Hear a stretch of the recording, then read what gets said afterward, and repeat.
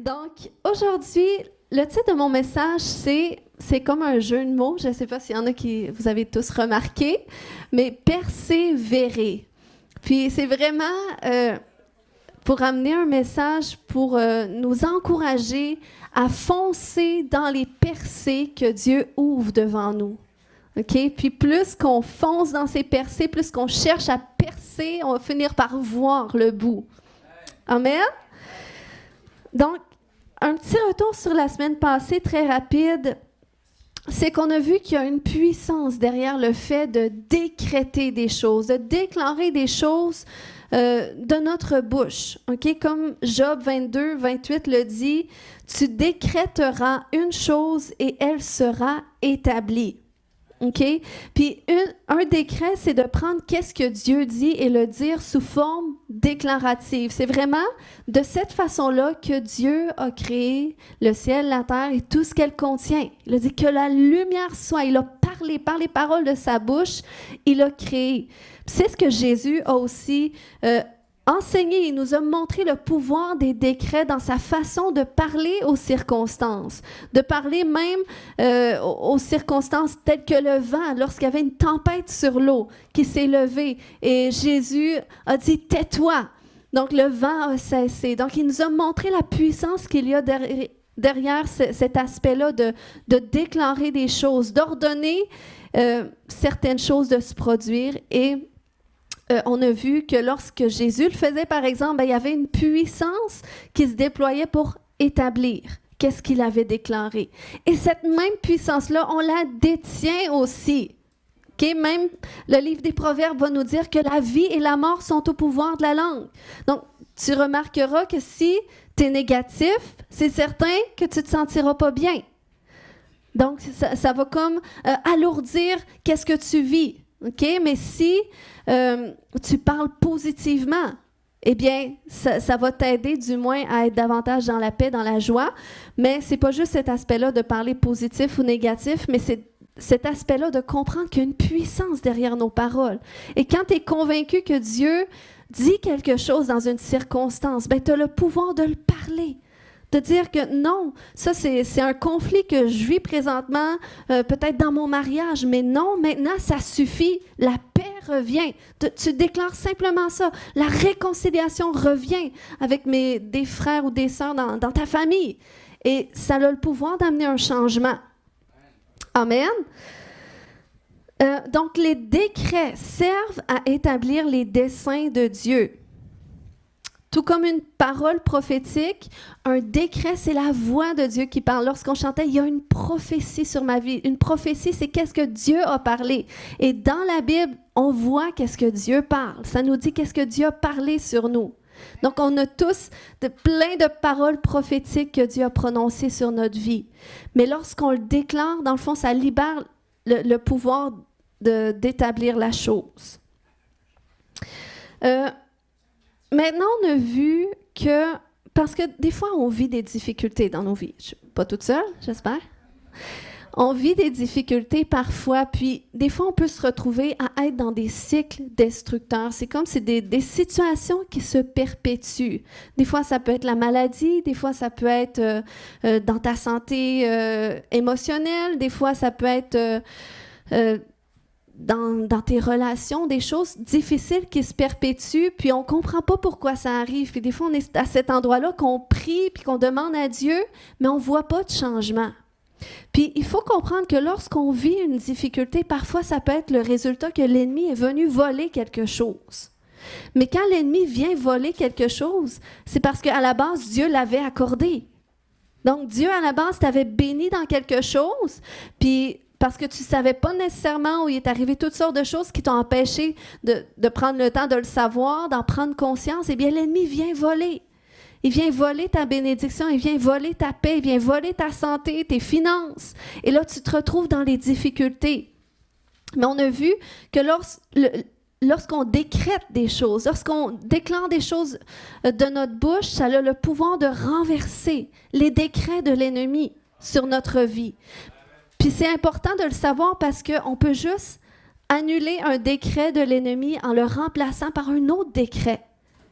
Donc, lorsque tu vis, par exemple, la pauvreté, eh bien, il faut que tu viennes à cet endroit de te rendre compte qu'il y a vraiment un problème qui est là. Bien, s'il y a un problème, ça peut être parce que je manque de sagesse dans mes finances, ça peut être parce que j'ai besoin de plus de sagesse, mais si c'est vraiment un cycle que je ne suis pas capable de me sortir de, toujours une épreuve financière qui arrive, eh bien là, peut-être qu'il faut que je m'assoie quelques instants puis que je prenne conscience que l'ennemi a probablement parlé la pauvreté sur ma vie. Donc, s'il a parlé de la pauvreté, c'est qu'il m'a volé ma prospérité. C'est que Dieu avait promis à la base que j'allais être prospère. Parce que même Deutéronome 28 nous le montre, que si on marche avec Dieu, si on marche dans ses voies, il nous promet d'être une source de bénédiction. Il nous promet de même pas emprunter, mais de prêter à beaucoup de nations. Donc ça, c'est des prophéties, c'est des promesses que Dieu parle sur nous, qu'on est appelé à vivre. Mais des fois, il faut venir à cet endroit qu'on prend conscience du décret de l'ennemi, puis on le renverse en déclarant qu'est-ce que Dieu dit à notre égard. Puis lorsqu'on le fait, ça a le pouvoir d'établir un changement. Puis, un autre exemple que j'ai amené comme de quoi qu'on peut juste renverser un décret en amenant un nouveau décret, c'est cet exemple d'Esther. Je ne sais pas si vous vous souvenez, mais à l'époque d'Esther, qui était une reine, dans le fond, à un moment donné, le bras droit du roi, il était en colère contre le peuple juif, qui était le peuple de Dieu. Et là, il a cherché à exterminer le peuple juif. Et là, il a fait sortir un décret pour dire, on va exterminer tous les Juifs. Mais là, la seule façon d'anéantir ce décret-là, d'empêcher son accomplissement, ça a été à travers Esther, que Dieu a utilisé pour amener un nouveau décret. Donc, finalement, elle a amené un décret, pas juste pour dire, finalement, vous n'aurez plus le droit d'anéantir les Juifs, mais c'était un décret qui donnait le droit légal aux Juifs de pouvoir retourner la situation et eux-mêmes dominer leurs destructeurs. OK? Donc, on a vu ça dans Esther 9.1. Qui dit « Le 13e jour du 12e mois, c'est-à-dire le mois d'Adar, arriva. C'était le jour où le décret impérial devait être appliqué. En ce jour, les ennemis des Juifs avaient espéré se rendre maîtres d'eux, mais la situation se retourna. » Qui veut vivre des retournements de situation? Ce furent les Juifs qui se rendirent maîtres de leurs ennemis. Donc, notre rôle, c'est de favoriser des retournements de situation parce qu'on va en vivre des épreuves, on va en vivre des choses, des injustices. Puis on n'est pas appelé à tout encaisser, mais on est appelé aussi à prendre position et à dire non, cette chose-là, moi, je suis en désaccord avec ça parce que ça occasionne la destruction dans ma vie. Ça occasionne le malheur dans ma vie. Donc, je me lève, je prends position, je prends qu'est-ce que la parole de Dieu dit et je le déclare sur ma vie. Et par la foi, je vais retourner cette situation. Donc, le Seigneur nous appelle à faire ça. Je ne sais pas si il y en a qui ont déjà comme pratiqué la déclaration depuis que j'ai partagé ça cette semaine. Oui, amen, super. Mais c'est vraiment important. OK. Puis lorsqu'on déclare des choses qui sont en alignement avec Dieu comme ça, lorsqu'on fait des décrets, quand il y a un changement soudain qui se produit, parce que des fois ça arrive, tu vas déclarer quelque chose, puis c'est comme faut tu te tiennes par la foi parce que tu ne vois pas un changement tout de suite. Puis ça ne veut pas dire que Dieu n'est pas derrière ça. Des fois, il nous appelle à persévérer, mais il y a des fois qu'il y a un changement soudain qui arrive, que le miracle se produit, que la percée arrive. Et ça, c'est le genre de choses que Dieu veut faire aussi dans notre vie. Il veut faire des percées. Je ne sais pas s'il y en a que peut-être en ce moment, vous vous sentez dans une situation comme ça, que c'est comme si vous êtes devant un mur. C'est comme si ça avance plus. Il y a une situation qui débloque plus. Ben, dans ces moments-là, on a besoin d'une percée. On a besoin que quelque chose qui se passe pour qu'une ouverture se fasse, puis qu'on puisse continuer d'avancer, puis qu'on vive notre miracle. Puis c'est ce que Dieu veut faire. Veux-tu dire à ton voisin, Dieu veut faire une percée dans ta vie?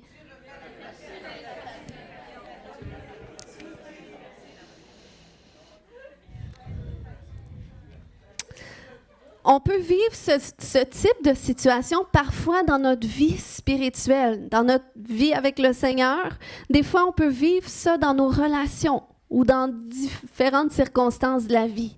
Donc, ça peut nous arriver à n'importe quelle occasion. Puis, la seule façon justement que ça puisse débloquer, c'est qu'il y ait une ouverture, c'est qu'il y ait un retournement qui se produise. Maintenant, on va voir c'est quoi une percée. La définition d'une percée. Une percée ou une brèche est une tactique militaire qui consiste à lancer une offensive sur un champ de bataille afin de rompre ou de pénétrer dans les défenses ennemies, puis à exploiter rapidement la brèche. Généralement, la percée se caractérise par la concentration de troupes sur un point précis des lignes ennemies. OK? Donc, on comprend que c'est une tactique. Je veux dire, où est-ce que c'est comme, il faut que tu fonces dans le territoire ennemi, mais tu n'as pas le choix qu'il y ait une brèche, une ouverture qui se produise. Et le Dieu qu'on sert est le Dieu qui ouvre des brèches devant nous.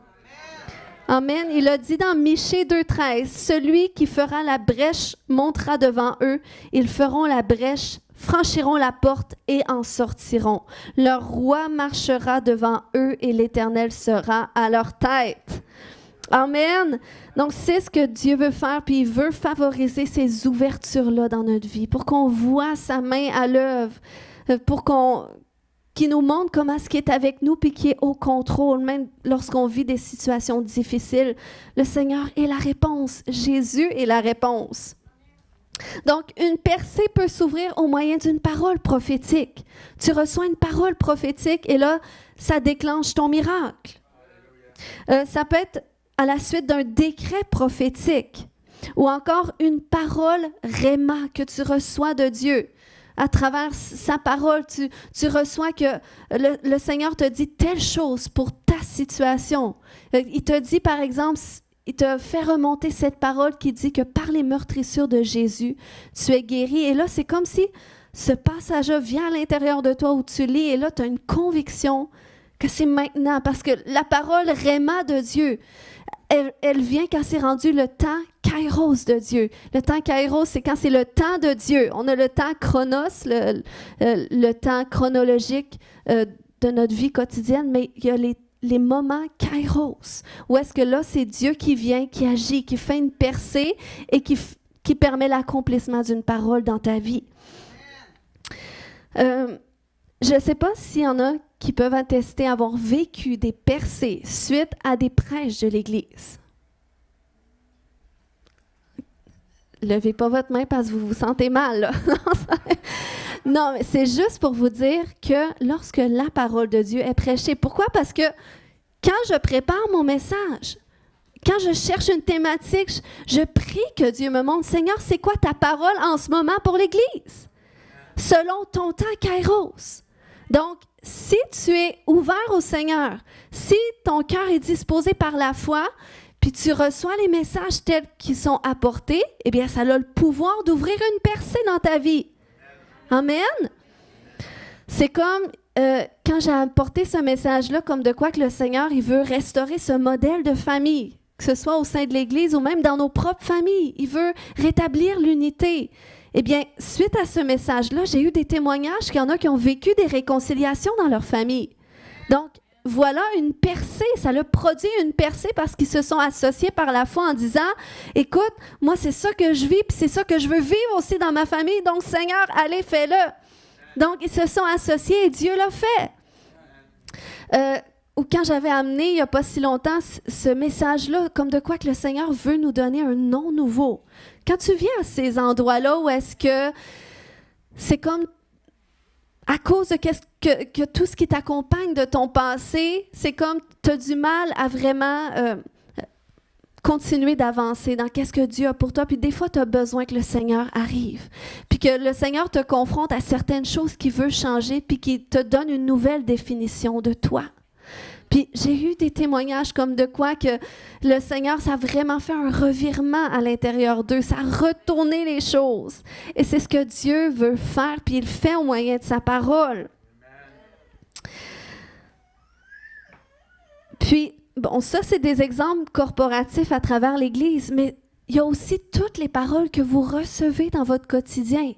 Quand vous priez, quand vous prenez du temps avec le Seigneur pour prier, pour lire la Bible, et que le Seigneur vous parle personnellement, que des choses que vous lisez, ça fait tellement de sens, comme si c'est vraiment ça que le Seigneur voulait vous dire en ce moment. C'est parce que c'est vraiment ça que le Seigneur veut vous dire. Puis quand tu t'associes à ça, ça a le pouvoir de faire un changement, puis d'ouvrir une percée. Maintenant, qu'est-ce qui n'est pas le plus difficile nécessairement? C'est pas de vivre une percée dans une situation, mais c'est d'avancer à travers la percée. Parce que des fois, on prie, Seigneur, ouvre un chemin, fais quelque chose de nouveau, que cette percée se produise dans cette situation, mais là, ça arrive, et là, c'est là que les embûches arrivent parfois. Et qu'est-ce qui est difficile, c'est d'avancer dans la percée. OK? Tu sais, c'est pas le plus difficile de dire oui à Jésus. De dire, Seigneur, je veux te donner toute ma vie, je te demande pardon pour tous mes péchés. C'est pas ça le plus difficile. Mais c'est quand tu t'arrives dans ton quotidien, puis que tu dois apprendre à renoncer à toi, à certaines choses de ta vie pour suivre Jésus. Moi, je me souviens quand j'ai donné ma vie à Jésus à travers une simple prière, il y a une paix, il y a une joie qui est venue s'installer à l'intérieur de moi qui était fantastique, qui me donnait envie de suivre Jésus. Mais je pouvais quand même ressentir d'un autre côté de moi cette tristesse-là de devoir renoncer à certaines choses, de devoir renoncer à ma vie de péché dans laquelle je me trouvais bien. Donc, il y a cet inconfort-là qui fait en sorte que des fois, il y en a qui ne bougent pas plus que ça parce que c'est difficile. Eh bien, on ne continuera pas d'avancer. Mais le Seigneur nous appelle à continuer d'avancer, même quand c'est difficile, même quand il y a des tensions, qu'il y a des obstacles, parce que c'est ça, une percée, c'est une ouverture, c'est une brèche. Donc, ça nous parle aussi que ça peut être étroit. Donc, tu essaies d'avancer, mais il y a comme un courant contraire aussi. C'est un peu comme quand tu fais du vélo, puis tu as le vent qui arrive dans ta face.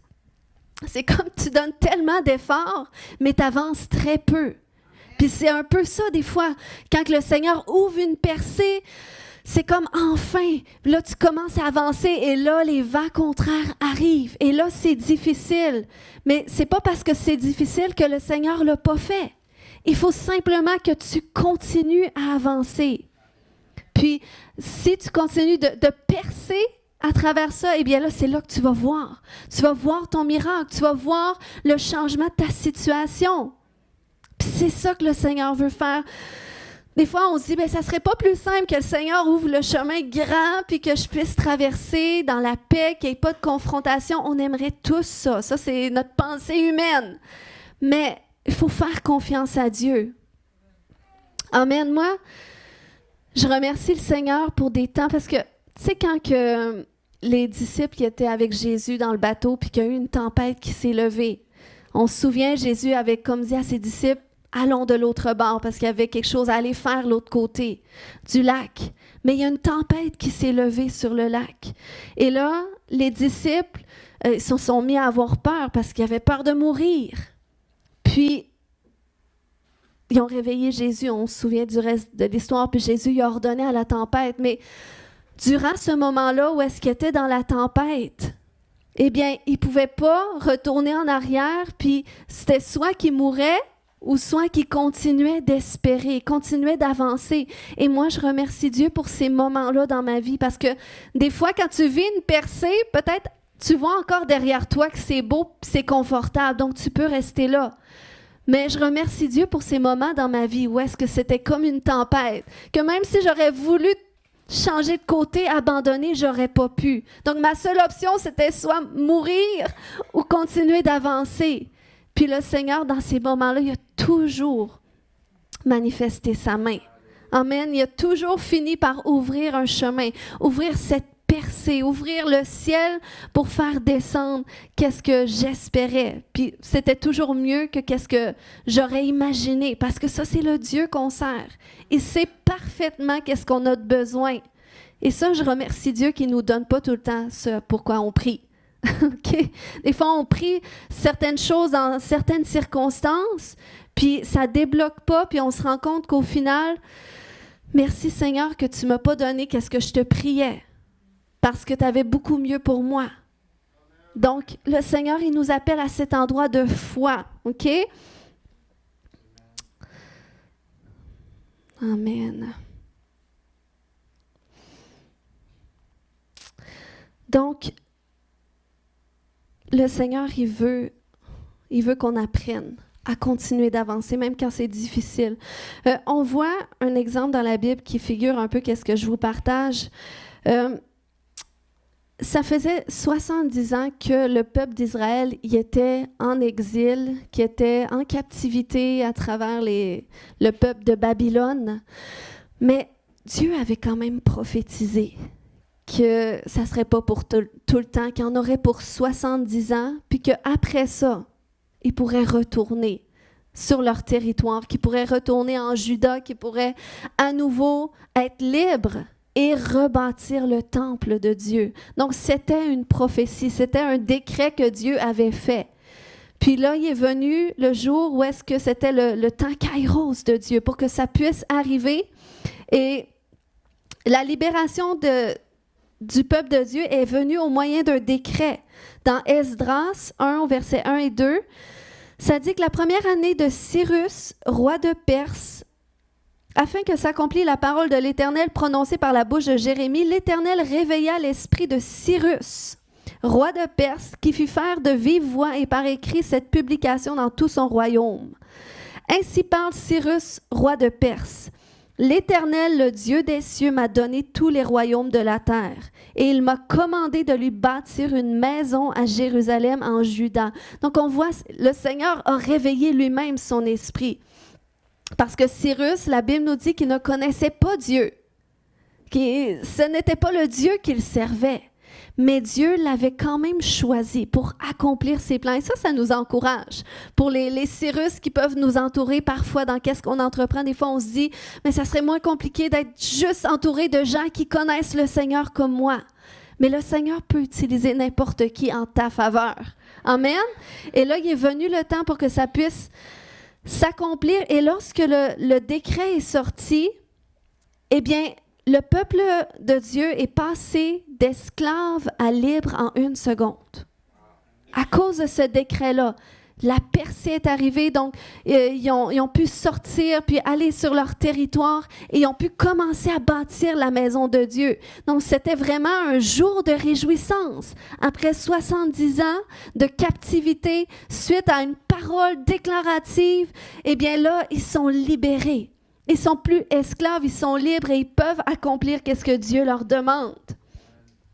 Donc, le Seigneur, il va prononcer parfois ces types de décrets sur notre vie qui va favoriser un changement. Puis des fois, je parle de décrets, mais des fois, c'est à l'intérieur de toi. Il y a une conviction intérieure qui va venir en toi pour accomplir un changement quelconque. Et ça, c'est une parole du Seigneur pour toi.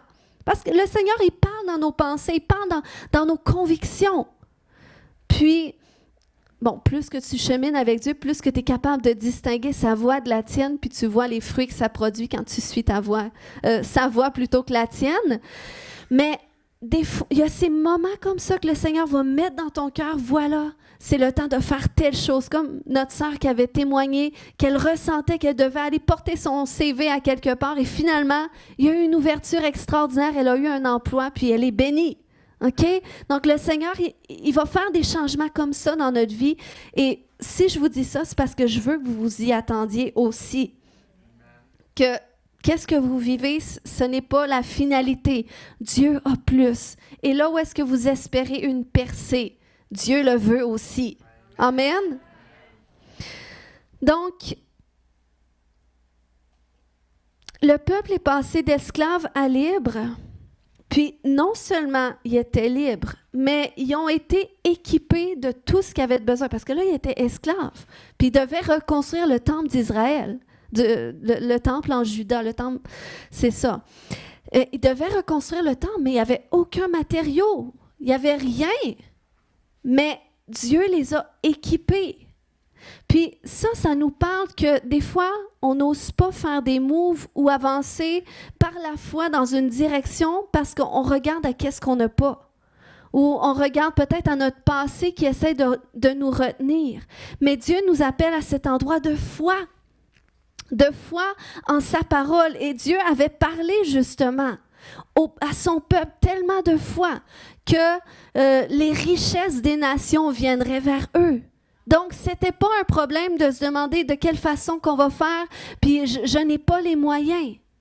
Donc, Dieu allait lui-même pourvoir à ce dont ils avaient besoin.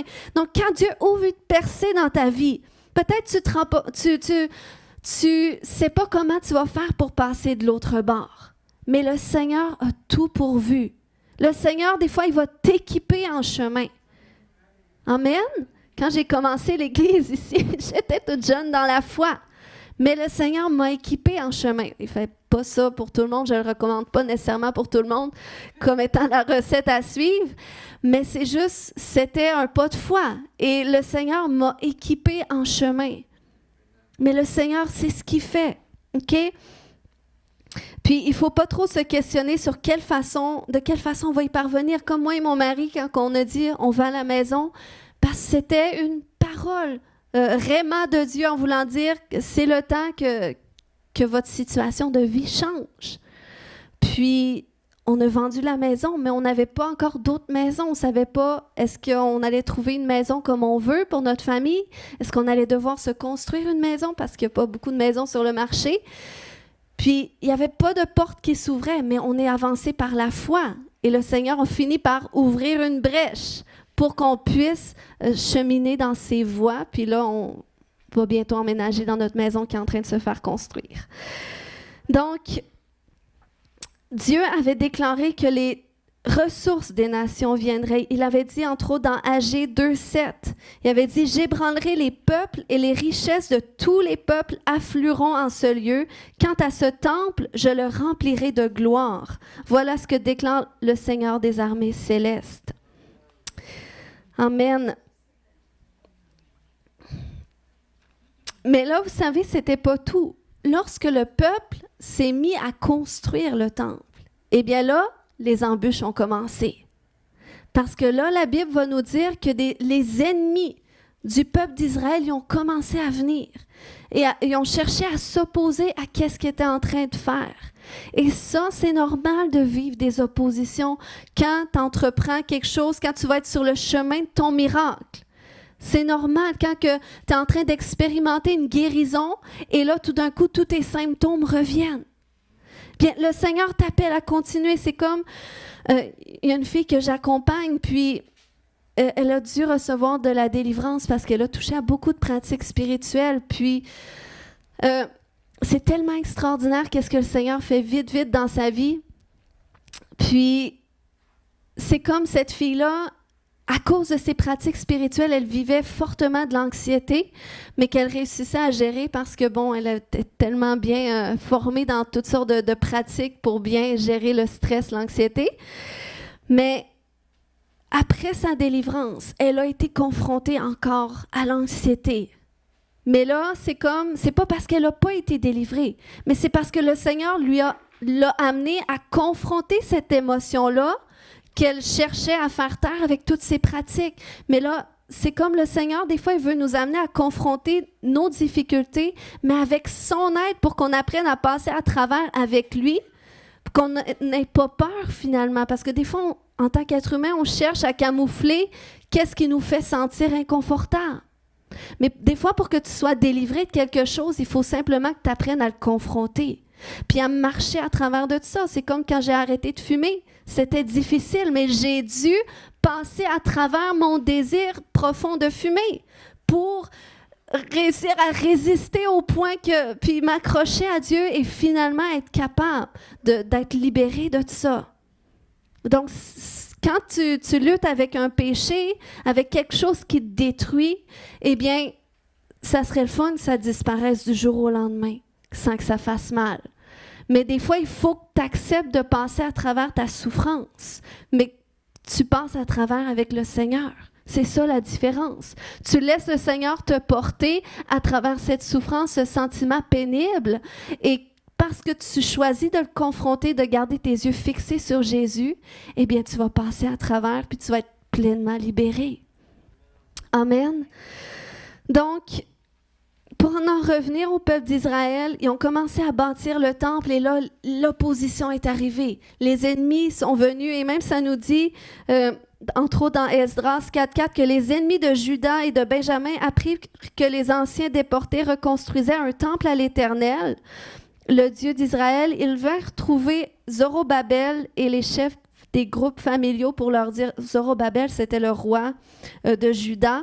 Et là, ils ont dit, nous allons vous aider à reconstruire ce temple, car nous invoquons le même Dieu que vous et nous lui offrons des sacrifices depuis le temps d'Ésar-Adon. Donc, c'est drôle parce que là, ils proposent de l'aide, mais juste au début, ça nous dit les ennemis de Juda. Des fois, le Seigneur nous appelle à avoir du discernement. Quand tu as des gens qui viennent vers toi, qui disent, je vais t'aider ou dans ta situation, tu devrais faire telle chose. Mais attends de voir, est-ce qu'il fait vraiment avec des motifs qui sont associés à la volonté du Seigneur? On doit faire attention à qui qu'on demande conseil et avec qui on bâtit. Et même quand on veut foncer à travers les percées. Parce que des fois, il y a des gens qui vont arriver pour essayer de défaire. Qu'est-ce que le Seigneur est en train de faire? Donc, c'est pour ça qu'il faut faire attention aussi à qui on se confie. Puis on peut aimer les gens, puis on est appelé à aimer tout le monde, mais on n'est pas appelé à bâtir notre vie avec tout le monde aussi. Puis là, finalement, ils les ont confrontés, il a dit non, c'est juste nous qui bâtissons le temple à notre Dieu. Et là, ça nous dit au verset 4 que les gens du pays découragèrent les Judéens et les effrayèrent pour qu'ils cessent de bâtir. Ils soudoyèrent des conseillers pour s'opposer à eux et faire échouer leurs entreprises. Ils y parvinrent durant le règne de Cyrus et jusqu'au règne de Darius. Donc, finalement, là, on parle d'une 15aine d'années. Okay? Dieu a fait une percée, ils sont passés d'esclaves à libres, ils ont pu commencer à rebâtir le temple, mais là, finalement, il y a un nouveau décret de l'ennemi qui arrive pour dire « ça suffit ». Et là, finalement, tout a été mis sur pause. Pendant une 15aine d'années. Mais la bonne nouvelle, c'est que ça a repris finalement, ça nous dit dans le règne de Darius, quand c'était le nouveau roi, le nouveau gouverneur, parce que finalement, il y a des prophètes qui ont entendu de Dieu que c'était le temps de recontinuer de bâtir. Et ça nous montre qu'on a besoin de s'entourer non seulement de la parole de Dieu, mais aussi de des gens qui peuvent être des instruments entre les mains de Dieu pour nous encourager aussi à bâtir selon la volonté de Dieu et dans les temps de Dieu. Amen. Puis c'est ce qui s'est produit dans Agé 1.1. Agé, c'est un prophète et c'est lui-même que Dieu a utilisé pour dire entre autres au verset 2 de Agé 1, il dit « Voici ce que déclare le Seigneur des armées célestes. Les gens de ce peuple prétendent, le temps n'est pas encore venu, le temps de rebâtir le temple de l'Éternel. » Tu sais, des fois, tu es dans des circonstances, tu dis « Ben écoute, c'est ça que je vis en ce moment, mais jusqu'au temps où est-ce que le Seigneur dit « c'est le temps ». C'est le temps qu'il y ait un shift. Et moi, ça, je veux vraiment encourager les gens. Tu sais, quand tu vis dans ton foyer puis que ton conjoint, ta conjointe ne connaissent pas le Seigneur, puis au début, ça fait mal de devoir vivre notre foi toute seule ou de ne pas être au même niveau spirituel. Mais on peut venir qu'à s'habituer de ça. Mais il faut s'habituer, il faut l'accepter, puis pas trop en même temps. Il faut l'accepter jusqu'au jour où est-ce que le Seigneur dit « c'est le temps ». C'est le temps pour parler de moi, c'est le temps pour où est-ce qu'il faut que tu agisses d'une certaine façon parce que son cœur est prêt. Et ça, on doit, même quand tu as des familles qui ne connaissent pas le Seigneur ou qui vivent des circonstances, c'est pas la finalité. Le Seigneur, s'il t'a touché toi, c'est parce qu'il veut toucher toute ta famille aussi. Parce que lui-même, il a dit, tu croiras au Seigneur Jésus, et toi et ta famille, vous serez sauvés. Donc, il veut que ce soit ta famille aussi qui entende cette bonne nouvelle, qui soit touchée par cette bonne nouvelle. Mais le Seigneur ne nous appelle pas à convaincre personne, comme il n'y a personne qui nous a convaincus de croire non plus. Mais c'est le Seigneur dans notre cœur qui est venu nous convaincre qu'il était le chemin, qu'il était notre réponse. Et ça, on doit laisser le temps au processus de Dieu, mais Dieu va nous utiliser. dans un temps opportun où est-ce qu'il va dire, OK, là, tu as arrêté de lui taper sa tête avec ta Bible, mais là, c'est le temps. À travers sa circonstance, commence à semer ma parole dans sa vie. Et là, tout d'un coup, ça va prendre vie. Donc, on doit être sensible à ça parce que Dieu veut faire des percées comme ça. Donc là, c'est ce qui s'est produit. Le prophète Agé commençait à dire, tout à décrire, vous vous rendez pas compte comment ça va mal dans votre vie, mais c'est parce que le Seigneur essaie d'attirer votre attention, que là, vous avez mis de côté la construction du temple, mais là, c'est le temps de recommencer. C'est le temps parce que je vais encore faire une ouverture là-dedans. Donc là, les prophètes de Dieu ont commencé à parler et même la Bible va nous dire dans la suite que l'esprit de Zorobabel, le gouverneur de Juda, il s'est réveillé. Il s'est réveillé à cette parole-là. Et lorsqu'on veut vivre des percées, on a besoin de se réveiller nous aussi, de dire c'est le temps de Dieu pour ça. Quand la Bible dit dans Ésaïe 60, « Lève-toi, brille » et afin que la gloire de l'Éternel se lève sur toi. Ça veut dire c'est le temps que tu te lèves dans quelque chose. C'est le temps que tu te lèves dans tes convictions. C'est le temps que tu te lèves pour que tu vives la vie à laquelle tu es appelé. Amen. Donc, on a besoin de ces moments comme ça où est-ce que la parole de l'Éternel va venir. Que ce soit à travers la Bible, que ce soit à travers quelqu'un, puis on s'associe à elle et que là, c'est bon. Cette situation-là va changer et c'est ce qui s'est produit. Ils ont recontinué à construire le temple. Donc, ils n'ont pas attendu que le roi le permette, mais par la foi, ils ont continué la construction suite aux paroles du Seigneur, même s'il n'y avait pas de confirmation que c'était vraiment correct. Mais Dieu a agi, il a ouvert une brèche, il a étendu sa main et finalement, le roi Darius a permis que ça puisse se produire. Donc, c'est juste pour vous dire que quand tu marches avec le Seigneur, puis quand tu es sensible à qu'est-ce que le Seigneur te demande de faire, au pas de foi qu'il veut que tu fasses, eh bien, le Seigneur va ouvrir un chemin devant toi. Puis des fois, il va y avoir des confrontations, ça va être difficile, il va y avoir des obstacles. Mais le Seigneur t'appelle à continuer.